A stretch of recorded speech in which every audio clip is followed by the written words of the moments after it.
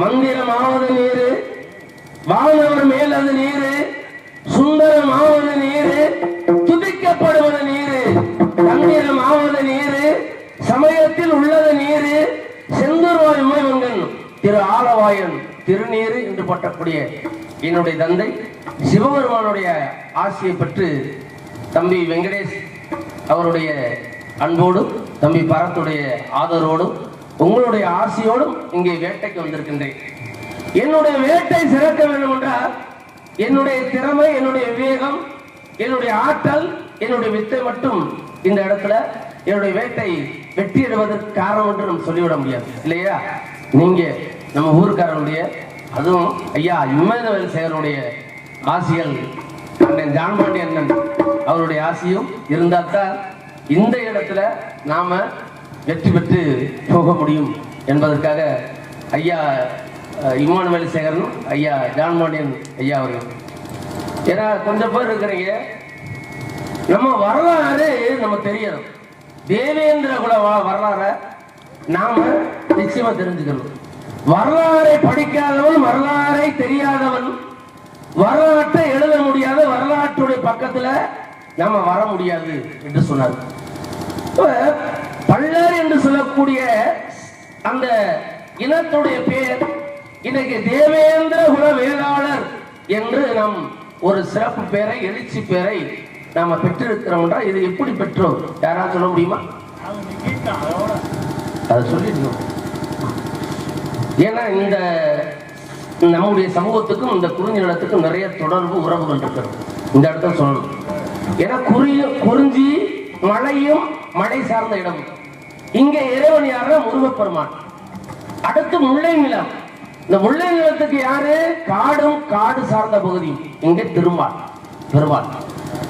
அடுத்து மருத நிலம். மருத நிலத்துக்கு வயலும் வயல் சார்ந்த இடமும் மருத நிலம். இந்த நிலத்துக்கு யாருன்னா தேவேந்திரன் தெய்வம். ஏன்னா குறிஞ்சி நிலத்துக்கு வரலாறு சொல்லிட்டு பாட்டு ஐயாவுடைய பாட்டு. குறிஞ்சி நிலத்துல வேட்டையாடி நம்முடைய முன்னோர்கள் தமிழர்கள் வாழ்ந்திருக்காங்க. நிறைய அது வரலாறு நிறைய இருக்கு, நிறைய போகல, சுருக்கமா சொல்லி. அப்படி வேட்டையாடி பிழைச்சு வந்த நம்முடைய முன்னோர்கள் கொஞ்ச காலம் குறிஞ்சி மலையை விட்டு கீழே இறங்கி வந்தாங்க முல்லை நிலத்துக்கு.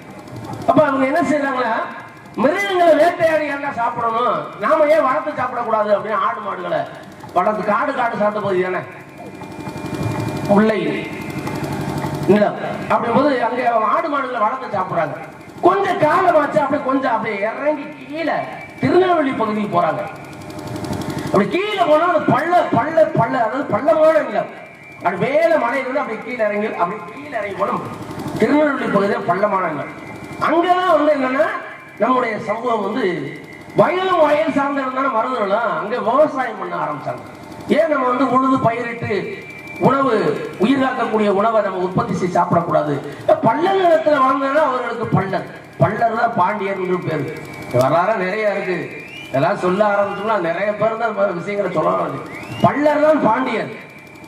இது மறைக்கப்பட்ட உண்மை, இதுதான் உண்மை கூட. பல்லர் நிலத்துல வாழ்ந்தா பல்லர் என்று பேர். அப்ப நம்ம என்ன நினைக்கிறோம், ஒவ்வொரு இனத்துடைய கடவுளையும் ஒவ்வொரு நிலத்துடைய கடவுளையும் அந்த நிலத்துக்கு ஏற்ற மாதிரி பேர் பட்டிருக்கோம். அப்ப நம்ம என்ன வணங்குறோம், அந்த திருநெல்வேலி பகுதியில் பல்ல நிலத்தினால நமக்கு தெய்வம் யாரா? தேவேந்திரன். அப்ப தேவேந்திரன் நமக்கு குல தெய்வம். அப்ப என்ன செய்யணும், பள்ளமான இடத்துல வயல் விவசாயம் பண்றோம். விவசாயம் பண்ணக்கூடியவர்களுக்கு பேர் என்ன? விவசாயிக்கு பேர் வேளாளர். விவசாயிக்கு பேர் என்ன? வேளாளர் என்று பேர். அப்ப என்ன, தெய்வமாக தேவேந்திரன் வணங்கும் போது எதை விவசாயம் பண்றோம்? வேளாளர் விவசாயத்தை வேளாண்மையை செய்யறோம். அப்ப தேவேந்திரனுடைய குலம் நம்ம. அப்ப குலத்திருந்தனால விவசாயத்துக்கு கூட நம்ம வேளாளர் சமூகத்தை சேர்ந்த காரணத்தாலே அது தேவேந்திர குல வேளாளர் என்று நம்ம போராடி இந்த சமூகத்துடைய பேரை நம்ம பெற்றிருக்கிறோம் என்பதுதான் என்னோட வரலாறு.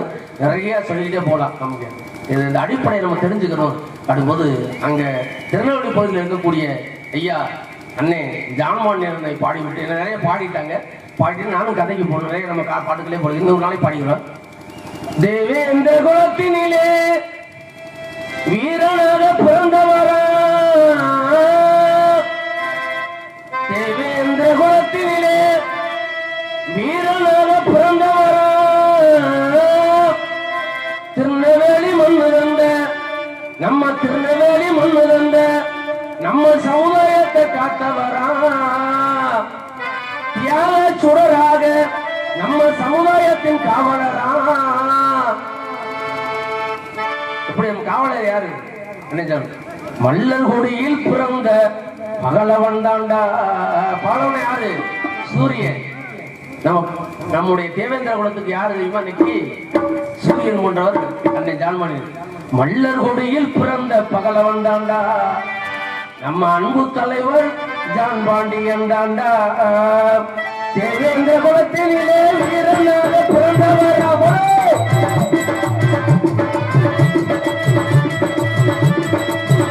தேவேந்திர குலத்தினிலே வீரனாக பிறந்தவரா, திருநெல்வேலி மன்னர் கண்ட திருநெல்வேலி சீமை கண்ட அன்பு தலைவர் ஜான் பாண்டியன். மல்லர்குடியில் பிறந்த பகலவன் தாண்டா, அன்பு தலைவர் நம்ம ஜான் பாண்டியன் தாண்டா.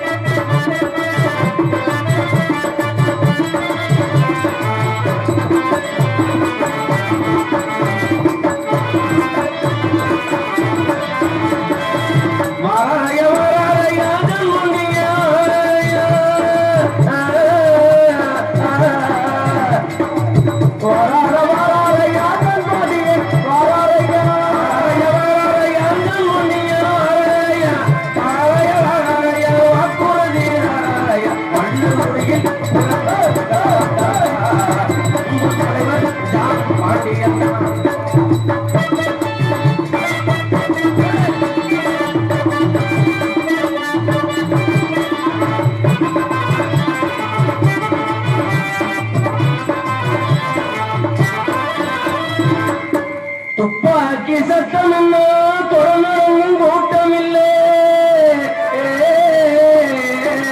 துப்பாக்கி சத்தம் விட்ட பரமக்குடியில நம்ம எப்படி துப்பாக்கியை வச்சு நம்மள எப்படி அழிவு ஏற்படும்? பயப்படுவோமா? பயந்துருக்கோமா? தொடர்ந்து நிறுத்த மாட்டான். அப்படியே வீர பரம்பரை. துப்பாக்கி சத்தம் என்ன தேவேந்திர மக்கள் எப்படிமா? துப்பாக்கி சத்தம் எத்தனை துப்பாக்கி கொண்டு வர பயப்பட மாட்டோம்டா. உரிமைக்காக விடுதலைக்காக போராடி ஐயா அம்மானுவேல் சேகர் அவர் பெற்றுக் கொடுத்திருக்காரு. அந்த உரிமையை நம்ம பின்னாடி வரக்கூடிய தலைமுறைகளுக்கு நம்ம கொடுத்துட்டு போடும், சொல்லிட்டு போடும். துப்பாக்கி சத்தம் என்ன தொடர்ந்து கூட்டம் இல்லை. துறையில வேறுக்கும் எத்தனை துறையில் தெரியுமா? துறையில வேறுக்கும் நம்ம ஜான் பாண்டியன் கூட்டம் துப்பாக்கி சத்தம் என்ன தொடர்ந்து கூட்டம் இல்லை. துப்பாக்கி சத்தம் என்ன தொடர்ந்து கூட்டம் இல்லை. துறையில வேறுக்கு ஜான் பாண்டியன் கூட்டம் ஐயா. மல்லர்குடியில் பிறந்த பகலவன் தாண்டா, அன்பு தலைவர் நம்ம ஜான் பாண்டியன் தாண்டா.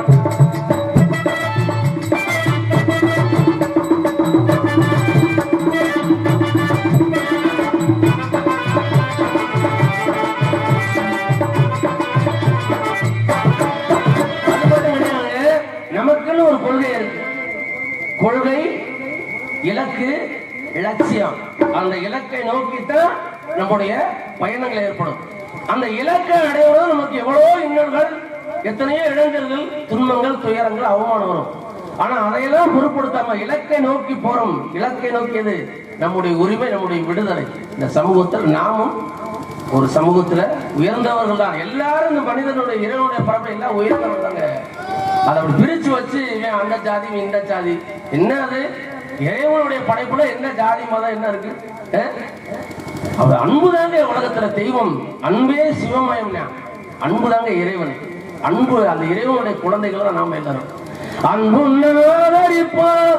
அன்புன்னு வந்துட்டு ஆதரிப்போம். வாங்க வம்புன்னா வேற இருப்போம். அன்புன்னா ஆதரிப்போம். வம்புன்னா வேற இருப்போம். நம்பினா உயிர் கொடுப்போம். நம்மளை யாரும் நம்பிட்டாங்க வச்சுங்க உயிரே கொடுத்துருவோங்க. நம்பினா உயிர் கொடுப்போம். ஆனா நம்ம நல்லவர் என்று பேரெடுப்போம். அன்புள்ள ஆதரிப்போம். அன்புள்ள பேரெடுப்போம். ஆதரிப்போம். வேறெடுப்போம். அன்புள்ள ஆதரிப்போம். அன்புள்ள வேறெடுப்போம். நம்பினா உயிர் கொடுப்போம். நம்மள உயிர் விட்டுவோம். நம்பினா உயிர் கொடுப்போம். நல்லவர் என்று பேரெடுப்போம். நல்ல குடியில் பிறந்த பகடவன் தாண்டா அன்பு தலைவர் நம்ம சாமானியம். ஐயாவுடைய பாடலை பாடிட்டேன். அடுத்து கதைக்கு வருமா? நிறைய பாடலாம் நேரம் இல்லை. அடுத்து வர்ற நிகழ்ச்சியில் தம்பி வெங்கடேசன் சொல்லியிருங்க. நிறைய பாடல் பண்ணுவோம். தம்பி புரவராஜா நிறைய பாடினார். உணர்வுபூர்வம் பாடினார். பெருமையான சொல்லிருந்து கேட்டு அதுவே தம்பி வெங்கடேஷ் அருமையாக பாடினாங்க. அவங்க வந்திருக்கக்கூடிய வள்ளியாக இருக்கக்கூடிய முருகவள்ளி அவர்களும் நல்ல பாடலை பாடினாங்க. இது அவருக்கான களம். ஆகையால ஐயாவுடைய பாட்டால் அப்புறம் பாடுறது. அதுக்கு முன்னாடி வந்து இந்த இடத்துல நாரத மகரிஷி இங்கேதான் வள்ளியாகப்பட்டவர் திணைக்காவல் செய்வதாக நாரத மகரிஷி சாதாரணப்பட்டவர் கிடையாது. அவருடைய பெருமைகளை சொல்வதற்கு நிறைய இருக்கு, வார்த்தைகளே இல்லை. நான் வர வேண்டும் பாட்டாக நீ இருந்த பொருளாக நான் வர வேண்டும் வர வேண்டும். நீ இருந்த பொருளாக நான் வர வேண்டும் பாட்டாக நீ இருந்த பொருளாக நான் வர வேண்டும் வர வேண்டும். பொருளோடு பொருள் இருந்தும் அரங்கேறும் நான் வர வேண்டும். உன்னோடு அழகிருந்த என்னோடு நீ வர வேண்டும் வர வேண்டும். பாட்டாக நீ இருந்த பொருளாக நான் வர வேண்டும். உன்னோடு அழகிருந்த என்னோடு நீ வர வேண்டும் வர.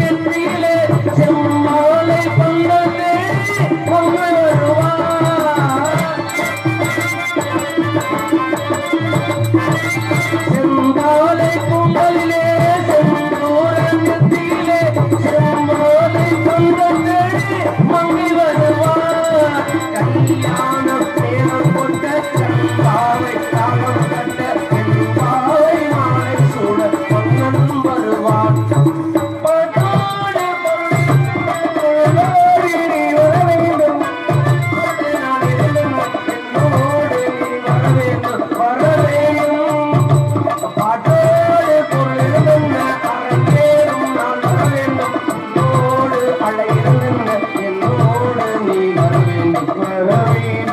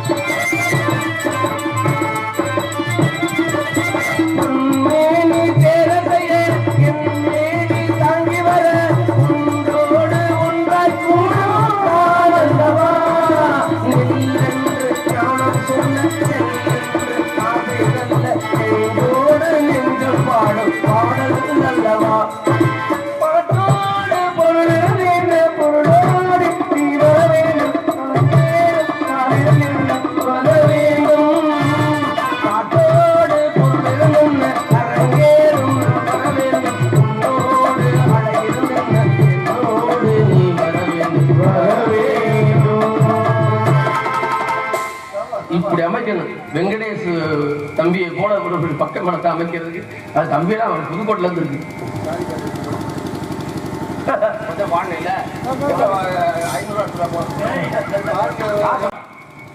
நாயக்கரையே அசைஞ்சு வந்தது மாதிரி அப்படி நகையில பூட்டிக்கிட்டு அப்படி பட்டு பீதாம்பரம் உடுத்திக்கிட்டு இவங்க வந்திருக்கும் பொழுது இந்த பெண்ணை எப்படியெல்லாம் அவங்களுக்கு அறிவுரை சொல்லணும் அப்படின்னு எனக்கு தோணுது. தெரியுமா? ஏன்னா சிறப்பான இடம், நிறைய வசனங்களை பேசலாம், வள்ளிய சொல்லி இந்த ஒரு பாட்டோட சந்திச்சிடலாம் அப்படின்னு நினைக்கிறேன். சரியா? அருமையான ஒரு இடம் நமக்கு. ஆமா, தம்பிக்கான இடம் அது. அதிலேயே நானும் வந்து என்னுடைய வித்தையை பிரதிபலிக்கக்கூடிய ஒரு வாய்ப்பு கிடைத்திருப்பது என்பது பெரும் பாக்கியமாக குடையாக நான் நினைக்கிறேன். அதனால வந்து என்ன மாறானே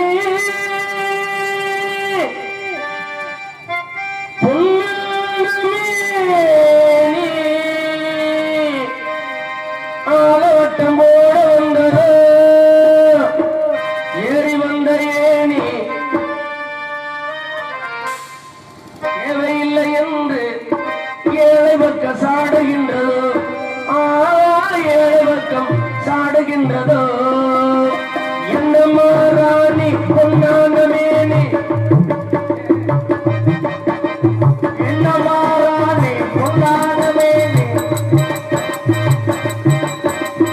என்ன மாறானி பொன்னான மேனி ஆலவட்டம் போட வந்ததோ ஏறி வந்த ஏனி தேவையில்லை என்று ஏழை பக்கம் சாடுகின்றதோ, ஏழை பக்கம் சாடுகின்றதோ.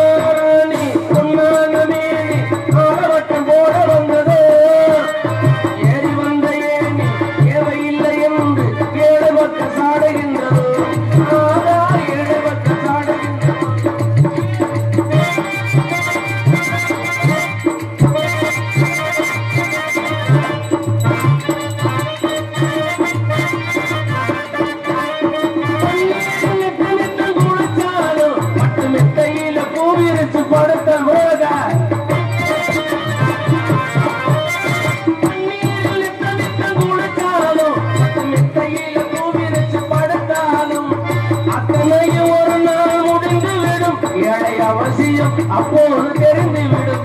ஆக செல்லம்மா சொல்லம்மா கண்ணம்மா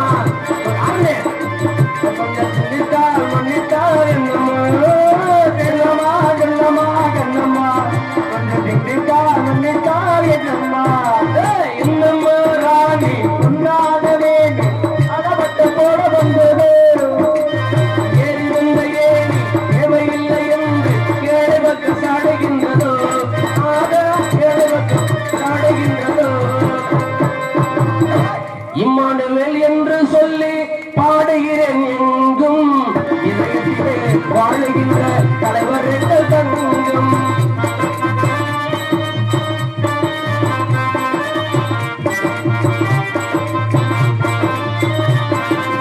செல்லூரில் பிறந்து வந்த சிறுவனைகள் தங்கம், வெள்ளூரில் பிறந்து வந்த இமானுவேல் தங்கம். செல்லூர்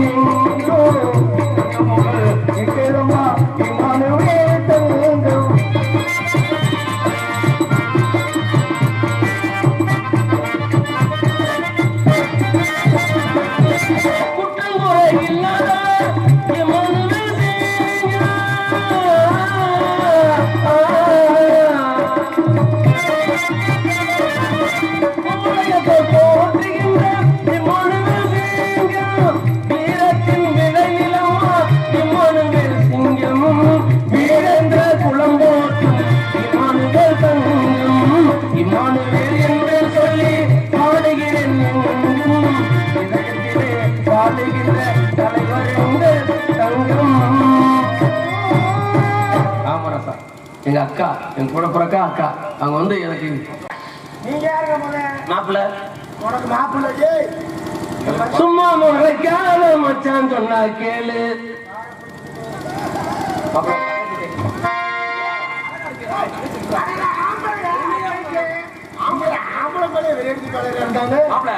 உன் தங்கச்சிய ஒரு நோக்கத்தோட நான் வேட்டைக்காரு வெள்ளிமலையில இருந்து வர்றியா? ஓட்டக்காரன் அசியம் பேசணும். வெள்ளிமலையில மான தேடி வந்திருக்கேன். உன் தங்கச்சியை தேடி வந்திருக்கேன். யாரு பையன்? எங்க அப்பா வேறு சடைய, சரி. எங்க அம்மா வேறு சடைச்சி. ஆமா, என் பேர் கந்தோட.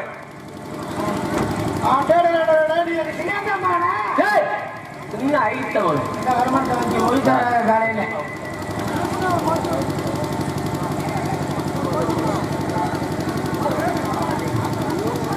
மொத்தம் தாய் 300 நாள் சுமந்து எங்க ஆட்டாவை ஒவ்வொருத்தருக்கா திறக்காத, நீ மொத்தமா வாங்கி போறேன்.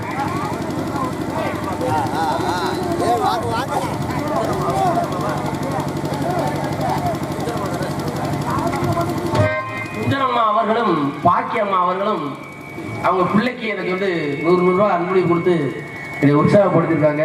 அடுத்த வருஷம் கண்டிப்பா தம்பிட்ட வெங்கடேஷ் சொல்லுங்க. காலகாலத்தை வந்து இன்னும் நம்ம நிறைய சிறப்புகள் பாட்டு ஐயாவை பத்தி நிறைய பேசணும்னு நினைக்கிறேன். அதுக்கு நேரம் பத்தல. ஆனா ஒரு தாயை பத்தி 2 வரி. என்ன மூச்சடக்கி பெற்றெடுத்து பலநூறு இருந்து நம்மளை பக்குவமாயின்றதுக்கு தோடுலையும் மாறுலையும் நாவரங்கு அணை கட்டி காட்டிலையும் மேட்டிலையும் முத்திவர் நித்தம் சுட்டி எனக்காக தியாகம் செஞ்ச சாமி. அப்பாவும் அம்மா தான் நமக்கு சாமி, வேற சாமியே இல்லைங்க. இன்னைக்கு வெளிதாயே பெரிய பாட்டு அம்மாவுக்காக 2 வரியை பாடிட்டு அடுத்து வர்றத பேர அப்படிங்கிறோம். அதனால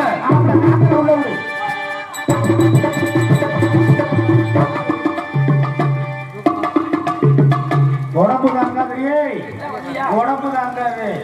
நம் இனத்தை அவர் மான தேடி வந்திருக்கு. தெரியுமா?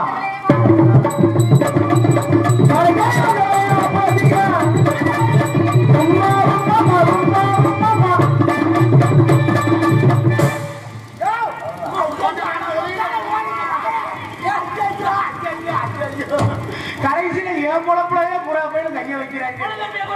ஒரு பொண்ணு கண்டே நீங்க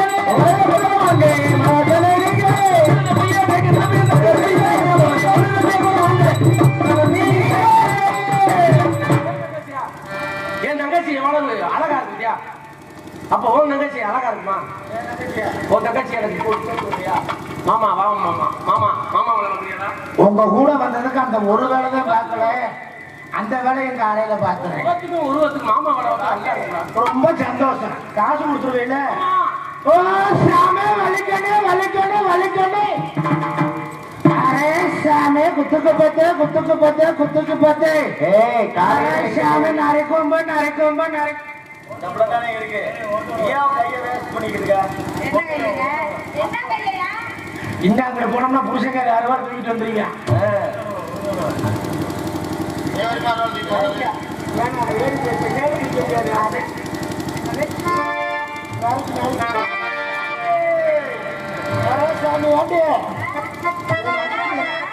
என் தங்கச்சி என்னதே பண்ணுது? வர வரைக்கும் முடிஞ்சு வச்சு பூரா அபிஞ்சு போய் கிடக்குது. முழு கிடக்குறத பாரு. ஒரு ஆட்டத்தை போடுறீங்களா? பல்லாக்கு குதிரையில மணி வரும் மீனாட்சி மணி வரும் மீனாட்சி ராஜாத்தி ராஜாத்தி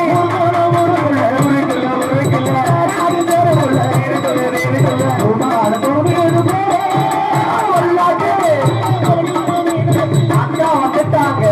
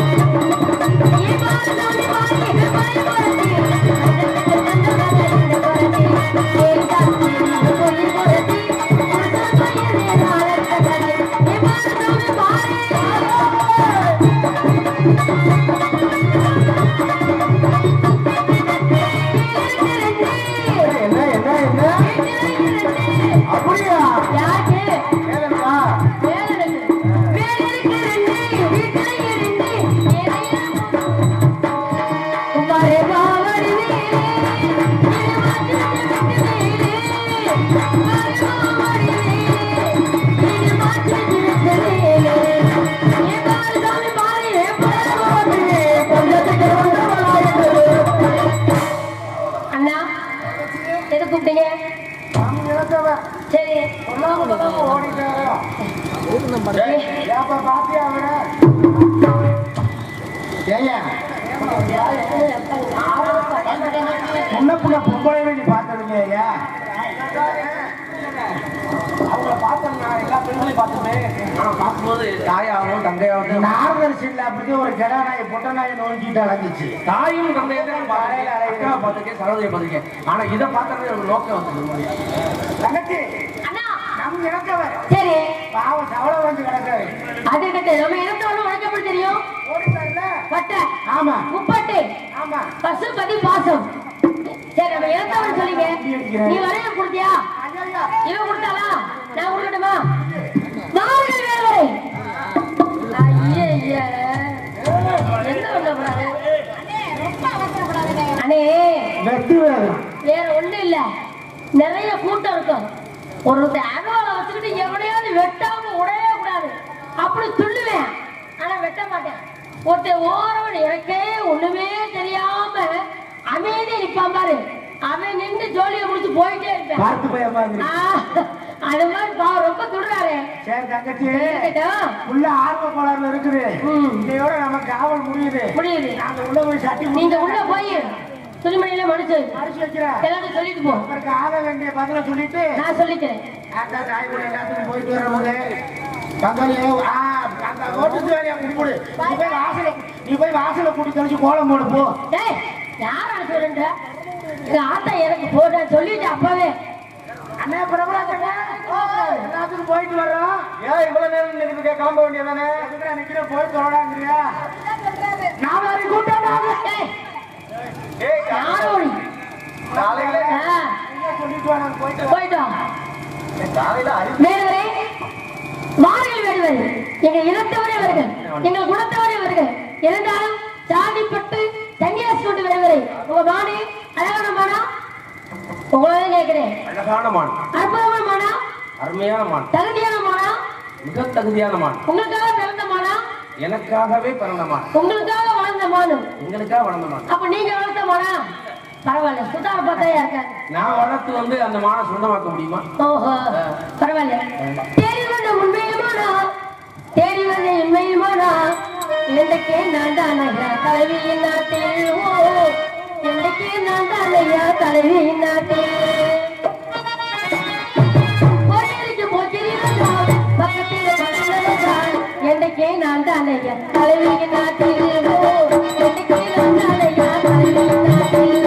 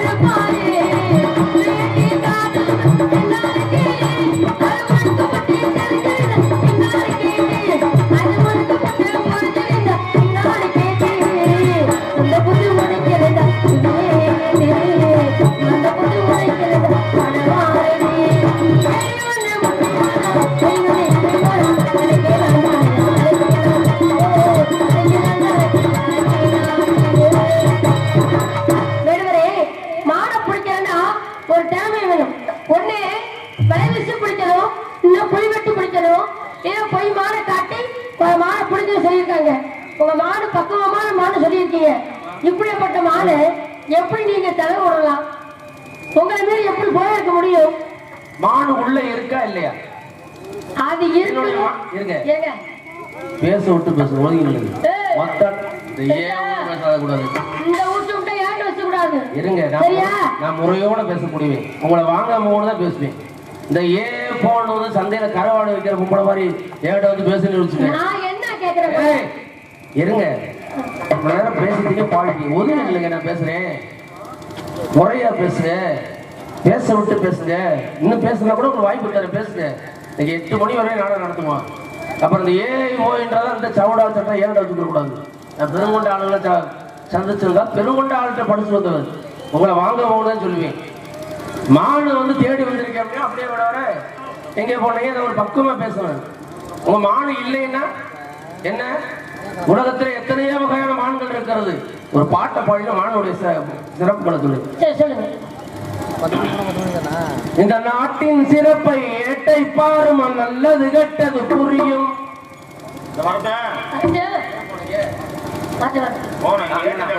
நான் சொல்றேன், உலகத்திலே எத்தனையோ மான்கள் இருக்கின்றது. இப்ப நான் வந்து பிடிக்க வந்த மான் வந்து உங்களுடைய திணைப்புணத்துக்குள்ள இருக்கிறது. இல்லை என்று உங்களால சொல்ல முடியாது. இல்லை என்று நீங்க சொன்னீங்கன்னா அப்ப வந்த மானை உங்களுக்கு பாக்குறதுக்கு உங்களால பார்க்க முடியல. அப்ப இருங்க, பேச விட்டு பேசுங்க. உழப்புறீங்க,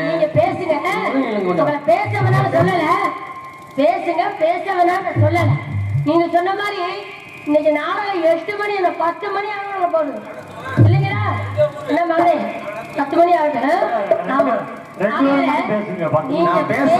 பேச விட்டு நான் என்ன பேசுறேன்னு கேட்டுக்கிட்டு அதை பதில் கொடுங்க.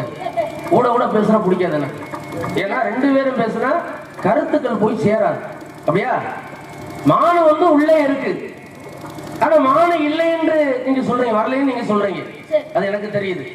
உலகத்துல எத்தனையோ மான்கள் இருக்கின்றது. எல்லா மானையும் நான் தேடி போகல. இந்த மானை வேலிமலை சாரல பார்த்தேன். இதை பிடிக்கணும்னு ஒரு எண்ணம் வந்தது.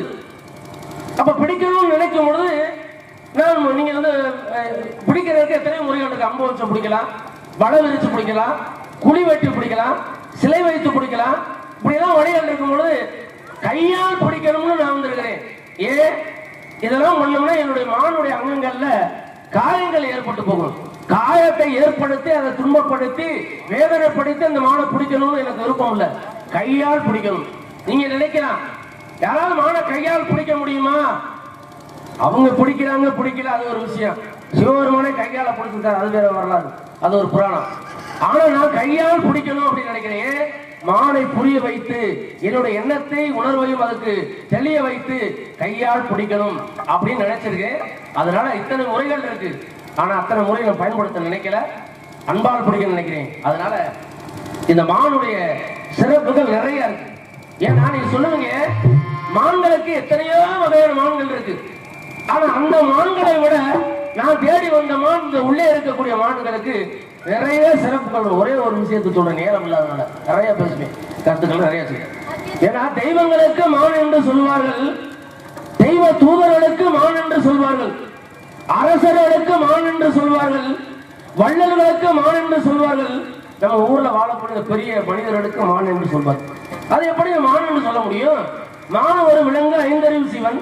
மான் என்றால் மதிப்புக்குரியது, மாண்புமிகு, மரியாதைக்குரிய அப்படின்னு அது மரியாதைக்கு. தெய்வங்களுக்கு எப்படி மான் என்று சொல்லுவாங்க அப்படின்னு உங்களுக்கு நான் எடுத்து சொல்றேன், கவனமா கேள்வி. அதாவது படைக்கக்கூடிய பிரமனுக்கு மண்ணுமான், அப்படியே படைக்கக்கூடிய பிரமனுக்கு மண்ணுமான். காக்கக்கூடிய கடவுளுக்கு நரசிங்க பெருமான் என்று பெருமான் என்று பேர். அதுபோல சமூகார மூர்த்தியான கடவுளுக்கு சிவபெருமான் என்று மான் என்று பேர். அந்த விநாயகருக்கு ஐங்கர பெருமான் மான் என்று பேர். அதுபோல அந்த முருகனுக்கு சண்முக பெருமான், அது தெய்வங்களுக்கு மான் என்று பேர். தெய்வ தூதர்களுக்கு மான் என்று பேர். அதாவது ராமனுடைய தூதுவன் அனுமனுக்கு அனுமான், அலைமான், சுலைமான் என்று பேர். அதுபோல அரசர்களுக்கு மான் என்று பேர், மலைமான், அதியமான் அப்படின்னு பேர். அதுபோல வள்ளலுக்கு மான் என்று பேர், அந்திமான், சக்னிமான் என்று பேர். அதே போல நல்ல மனிதனுக்கு மான் என்று பேர். எப்படி? இந்த ஊர்ல வாழக்கூடியவங்களுக்கு ஜாதிமான் அப்படின்னு சொல்லுவாங்க. சாதிமான்றா ரோசம் உள்ளவனுக்கு ஜாதிமான், நீதியை உண்மை மட்டும் பேசக்கூடிய நீதிமான், கற்றவருக்கு கலைமான். இப்படி அடுத்து சொல்லிக்கிட்டே போலாம். எத்தனையோ மான்கள் இருக்கு. ஒரு புராணத்தை தொட்டு கொண்டு பாருங்க. என்னங்க கடைசி சீதைக்கு முன்னாடி ஒரு மானாகப்பட்டது தோண்டி நிற்குது. ராமாயணத்தை தொட்டு இந்த கதையை சொல்றேன். இந்த மானை பார்த்த சீதையாகப்பட்டவங்க தன்னுடைய கணவன் ராமனிடத்தில் இந்த மானை எனக்கு புடிச்சு கொடுங்க அப்படின்னு அம்மா கேட்கிறாங்க. அப்ப என்ன செய்யறாங்க, லட்சுமணன் கூட நிக்கிறாங்க. 3 பேரும் வனவாசம் மஞ்சவடியில இருக்கிறாங்க. அப்ப லட்சுமணன் சொல்றாரு, தம்பி சொல்ற ராமனுடைய தம்பி, அண்ணே நான் முடிச்சு தரேன் அன்னைக்கு, நீங்க பேசாம இருங்க. அப்ப இதை சீதையை கேட்டுக்கிட்டு இல்ல, எந்த ஒரு பொருளையும் கணவனிடத்தில் வாங்கினால்தான் ஒரு மனைவிக்கு பெருமை. அதனால குழந்தை வாங்கி புடிச்சு கொடுக்கல பெருமை இல்ல, நீங்க புடிச்சு கொடுங்க அப்படின்னு கேட்கிறாங்க. ஏன் சீதைக்கு தெரியும், ஏன்னா சீதை என்பது மகாலட்சுமியுடைய அவதாரம், ராமன் மகாவிஷ்ணுடைய அவதாரம். ஆனா சீதைக்கு தெரியுது பொய்யான மான் மாறி சேர்ந்தா மானாக மாறி வந்திருக்காங்க. ஆனா இருந்தா கூட தெரிஞ்சுக்கிட்டே அந்த மானை ஏன் பிடிச்சு கொடுக்கணும். அந்த மானுடைய தோற்றம் அந்த அழகு சீதையவே கவர்ந்துருந்துச்சான். எல்லாத்தையும் மறந்துட்டு மானை எப்படியா கட்டி அணைச்சிடலாமா, அப்படி முட்டை கொடுத்துடலாமா, கையை பிடிச்சி இருத்தலாமா அப்படின்னு சொல்லி இந்த மான ஆரம்பி அப்படின்னா சொல்ற கம்பர் ஒரு கவி போட்டாரு. அந்த மானுடைய தோற்றம் எப்படி சீதைக்கு முன்னாடி வந்து மிதித்தது மெல்ல மெல்ல, வெறித்தது வெறிவி மீது, குதித்தது செவியை எட்டி, குறப்பதம் உரத்தை கூட்டி அப்படின்னு சொல்ற அளவுக்கு அந்த மான் நின்றது. அதுபோல என்னுடைய மான் என்னுடைய உள்ளத்தை கவர்ந்தது. சீதையாகப்பட்ட எப்படி அந்த மானை தனக்கு சொந்தமாக்க நினைச்சாரோ அதுவா நான் சொந்தமாக்க நினைக்கும் பொழுது கள்ளத்தனமா பதுக்கி வச்சுக்கிட்டு, உனக்கு இந்த பொழப்பு தேவையா, ஏன் மானை உள்ள வச்சுக்கிட்டு வரலைன்றிய, வேணும்னா கேள்வி நான் முடிச்சு தரேன். அதனால முண்டா பாடிகள் அம்மா திருட்டு மொழி காட்டுது அம்மா, குண்டு சட்டுக்குள்ளே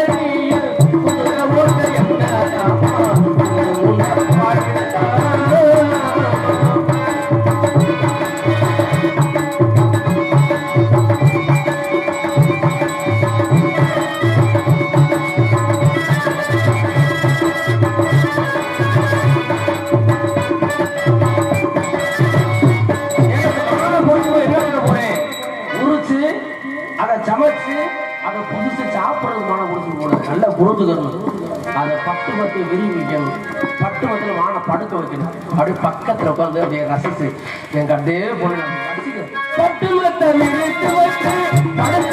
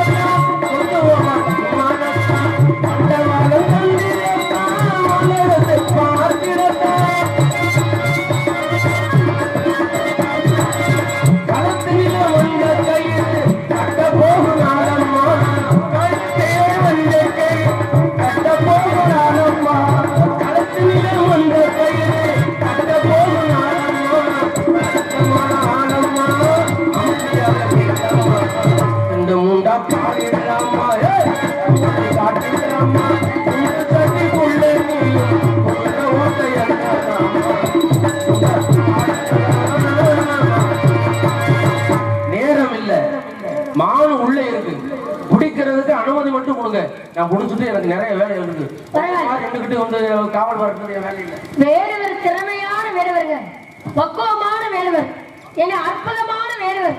இனத்தவர்கள் இருந்தாலும் அழகா பேசுறாரு, அருமையா பாடுற.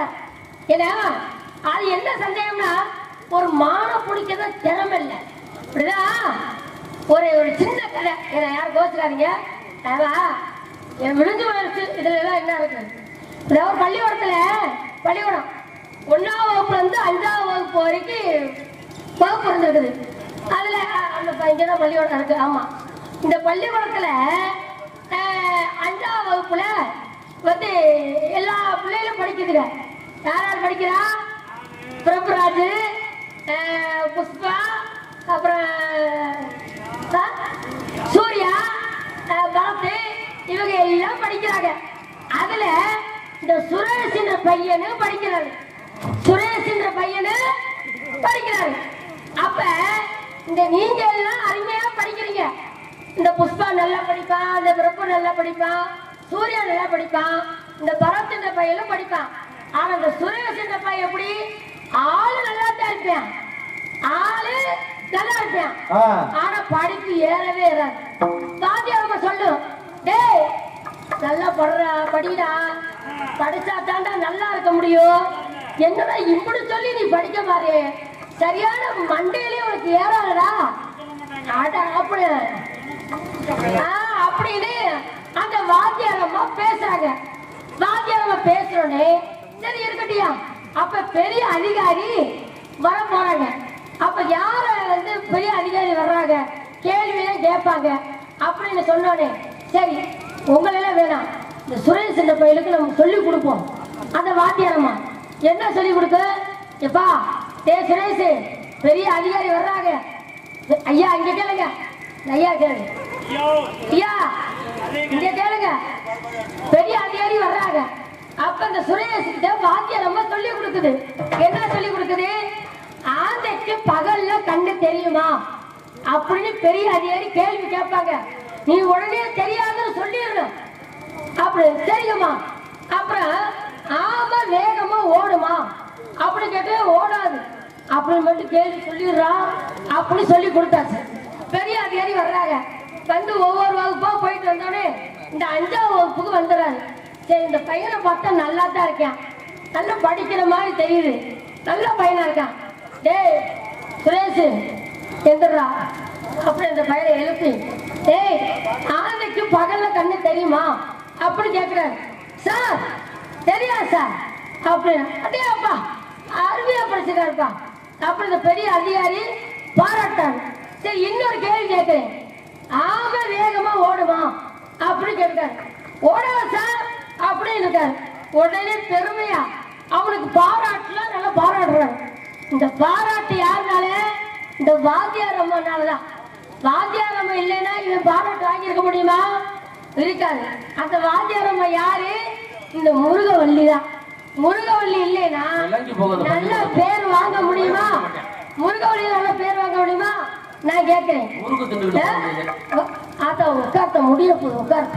முருகவல்லி பாளையம் சொல்லி கொடுத்து அந்த பள்ளிக்கூட விளங்குமா, அந்த மாணவ விளங்குவாட பிரபு இவங்க என்னமா கதை சொல்ற ஆத்த அளக்குறாங்க. நாட்டி அழைச்ச உள்ள வீட்டை கெடுத்த முடியுது. அது பள்ளிக்கூடத்துக்கு எத்தனையோ புராணங்கள் இதிகாசங்கள் இருக்கு.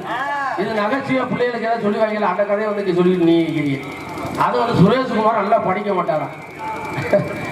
நான் நிறைய விளக்கங்கள் சொல்ல முடியும். ஏன்னா ஒரு கதையை சொல்றேன். அதாவது எப்பவுமே வந்து நம்ம கதைகளை வந்து நடைமுறையா கேட்டுக்கலாம். ஆனா புராண இதிகாசத்துல பெரிய உயர்ந்த சிந்தனைகள், உயர்ந்த பெரிய கருத்துக்கள் இருக்கு. இது போல என்ன செய்யறாரு அப்படின்னா, துரோணாச்சாரியார் வந்து என்ன செய்யறாரு, மாணவர்களுக்கு பாடம் சொல்லி கொடுங்க. நீங்க சொன்னதுக்காக சொல்ல வரேன். ஏன்னா உலகத்துல மாணவர்கள் 2 வகை உண்டு. பள்ளிக்கூடத்துல வந்து மாணவர்களுக்கு ஆசிரியர் ஒரே மாதிரி தான் சொல்லி தர்றாரு. ஆனா சில பேர் 100க்கு 100 வாங்குற உன்னை மாதிரி கூமுட்ட சீரை வாங்கிட்டு போய் நிக்குது. அதுக்கு என்ன பண்ண முடியும்? துரோணாச்சாரியார் பாண்டவருக்கும் கல்வி சொல்லிக் கொடுக்கிறார், வித்தைய கௌரவர்களுக்கும் பள்ளி சொல்லிக் கொடுக்கிறார், கல்வியை சொல்லிக் கொடுக்கிறார். அப்ப துறவர்கள் வந்து என்ன சொல்ற ஆசிரியர். பாண்டவர்கள் 5 பேருதே, கௌரவர்கள் 100 பேரு. ஆனா எல்லாருக்கும் பாடசாலையில ஒரே மாதிரிதான் சொல்லிக் கொடுக்குறாரு. ஆனா எல்லாரையும் விட அர்ஜுனன் மட்டும் அந்த கல்வியில வித்தையில மேலோங்கி நிக்கிறான். அப்ப என்ன காரணம்? அப்ப அர்ஜுனன் மட்டும் ஏன் அவனுக்கு தனிப்பட்ட முறையில் சொல்லிக் கொடுத்தாரா? இல்ல, ஆசிரியர் சொல்லிக் கொடுத்தது பாடத்தை. இப்ப பிள்ளைகளுக்கு நான் சொல்றேன், பள்ளிக்கூடத்துக்கு போற பிள்ளைங்க பாடத்தை கவனிச்சா 50% நீங்க மதிப்பெண் வாங்கிடலாம்.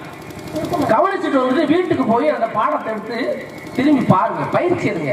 இப்படி செஞ்சதுனால ஒரு மாணவன், நீ எல்லாம் என்ன ஒரு மாணவி, நெடுமாள் திருமுருகா நித்த நின்றனவா, இந்த வாத்தியாரு சாகார என் வயிற்றறிச்சல் தீராதோ, இவருக்கு ஏடு கழியாது எழுத்தாணி உடையாதோ, அப்படி வாத்தியார் எப்படா சாவே இடம் தொலைவு நினைக்கக்கூடிய மாணவிகள் நிறைய கதைகள் சொல்லலாம். ஆனா இருந்தா கூட வேட்டையாட வந்தே ஒரு சேட்டை மானை கண்டே.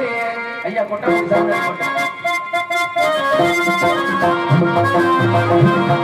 வேட்டையாட வந்தே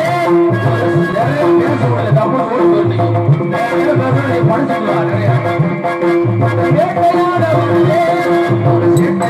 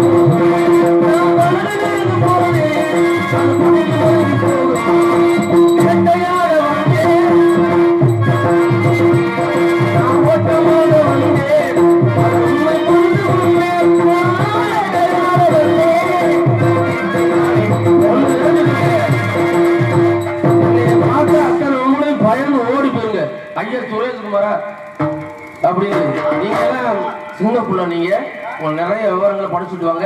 தெரியலன்னு கேட்டு தெரிஞ்சு உங்களுக்கு பள்ளிக்கூடம் வச்சு நான் நடத்துறேன். இல்ல நீங்க படிச்சுட்டு வரீங்களா? இதே பகுதியா 2 பேரும் சந்திப்போம், பேசிக்கலாம் இல்லைங்களா? நீங்க எங்க புகழ் சொல்லுங்க, எங்க நாடு நாட்டுறங்க,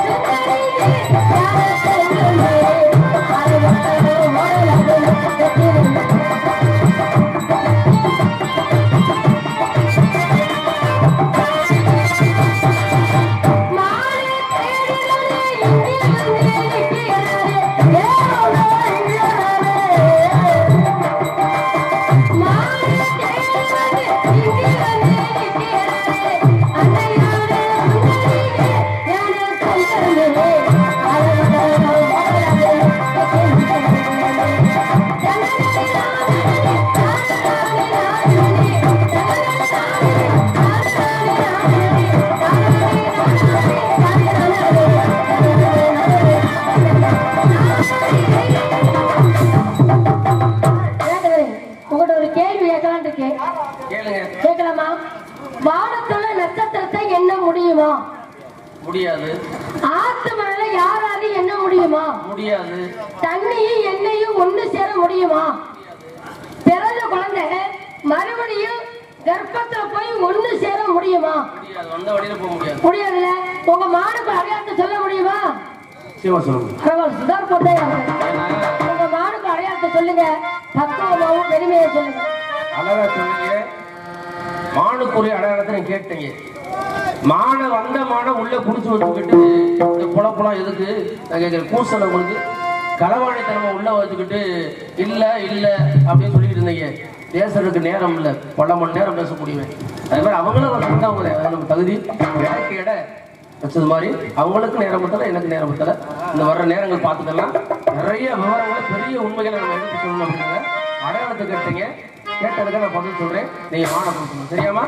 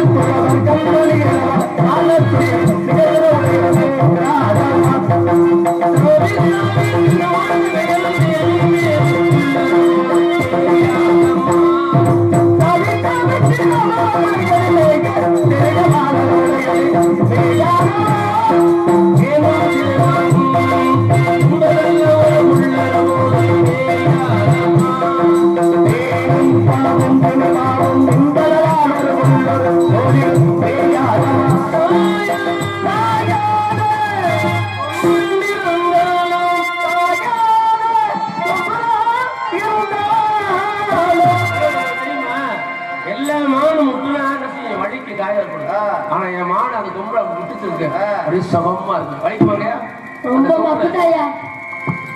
மான் வர்ற கண்டதும் மான் வர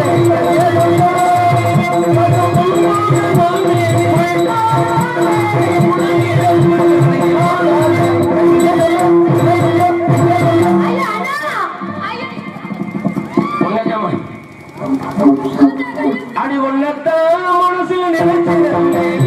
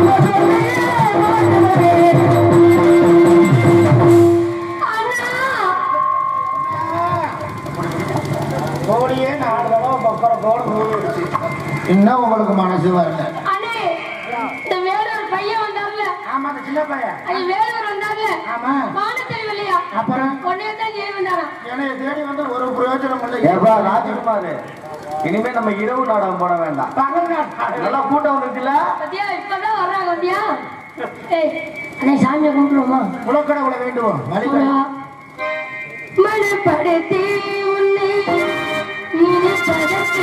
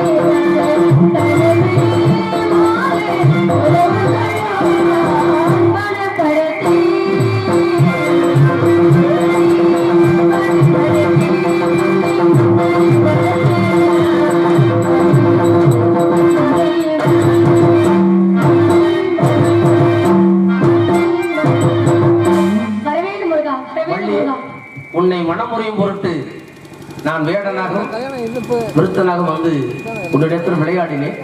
ஆனா உன்னை திருமணம் செய்யவில்லை. முருகா, எனக்கு ஒரு வர வேண்டும். என்ன வர வேண்டாம்? ஏற்கனவே என் சகோதரி தேவையான திருமணம் செய்திருக்கீங்க. இரண்டாவது தரமா என்னை திருமணம் செய்ய போறீங்க. இருந்தாலும் ஊர் மக்கள் உலக மக்கள் அனைவருக்குமே வள்ளி தெய்வம்னு சொல்ல வேண்டும். தெய்வானே வள்ளி என்று யாரும் சொல்லக்கூடாது. ஏனென்றால் உங்களுக்கு நான் இரண்டாம் தரமா வாக்கப்பட்டாலும் முதல் இடம் எனக்கு தான் தர வேண்டும். அப்படி சொன்னாதான் நான் கல்யாணம் முடிப்பேன். என்னதா சரியா? ஏமா அப்படி சொல்லுங்க. எங்க அக்கா மாதிரி எங்க அம்மா மாதிரிலாம் இருக்கிறாங்க. ரெண்டாம் தாரமா போறவங்க முதல் தாரத்தை வந்து ஒதுக்கி ஊர்ல விட்டு தள்ளி விட்டு முதலிடம் கொடுக்குறோம்னா முதல் தாரம் ஒத்துக்குருவாங்களாமா? அப்ப உனக்கு ஒரு சுயநலா இருந்தாலும் உன் மீது எனக்கு காதல்.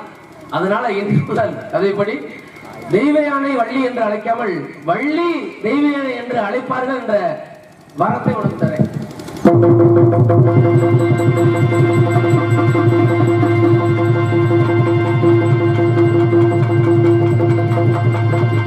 இதுவரையில் எங்களுக்கு அமைதி காத்து ஆதரவளித்த மாரந்தை மற்றும் சுற்றுவட்டார நாடகக்கலா ரசிக பெருமக்களுக்கும் இந்த நாடகத்தை உபயமாக வழங்கிய வெளிநாடு வாழ் தேவேந்திரகுல நண்பர்கள் அனைவருக்கும் விடியும் முறையில் சிறந்த முறையில் ஒளியன் ஒளி அமைத்து கொடுத்த இசையமைப்பாளர்களுக்கும் அதில் பணிபுரியும் அத்தனை நல்லுள்ளங்களுக்கும் எனது சார்பாகவும் எங்கள் கலைக்குழுவின் சார்பாகவும் இசைக்குழுவின் சார்பாகவும் புதுக்கோட்டை முத்தமிழ் நாடக நடிகர் சங்கத்தின் சார்பாகவும் மதுரை தமிழ்நாடு நாடக நடிகர் சங்கத்தின் சார்பாகவும் திண்டுக்கல் இயலிசை நாடக நடிகர் சங்கத்தின் சார்பாகவும் நாடக அமைப்பாளர்கள் அருமை சகோதரர் வெட்டையாளத்தை சேர்ந்த வெங்கடேஸ்வரன் மற்றும் ஆரந்தையை சேர்ந்த மலைமுருகன் அவர்கள் கலைக்குழுவின் சார்பாலும் மனமார்ந்த நன்றியை தெரிவித்துக் கொண்டு மீண்டும் வாய்ப்பளித்தால் சந்திப்போம் என்று கூறி பெரியார் விடைபெறுகின்றோம். நன்றி நன்றி நன்றி. நாடு தெரிவிக்க